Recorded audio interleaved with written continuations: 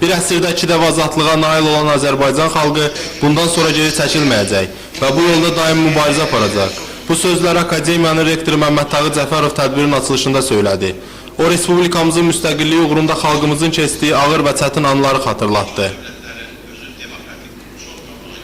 Sonra Kəpəz rayon məhkəməsinin sədri Həsən İsmailov, demokratik dövlətimizin yeni konstitusiyasının və onun maddələrinin inkişaf etmiş dövlətlərin qanunlarından heç də geri qalmadığını söylədi.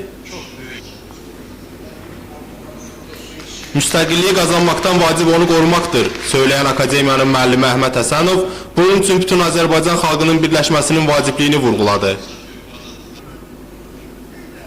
Tədbirdə Akademiyanın rəhbərliyi qocaman müəllim Məhərrəm Əliyevi, şəhid anası Pəri Binnətovanı və Qarabağ müharibəsinin iştirakçısı Natiq Əli Kişiyevi bayram münasibətilə təbrik etdi.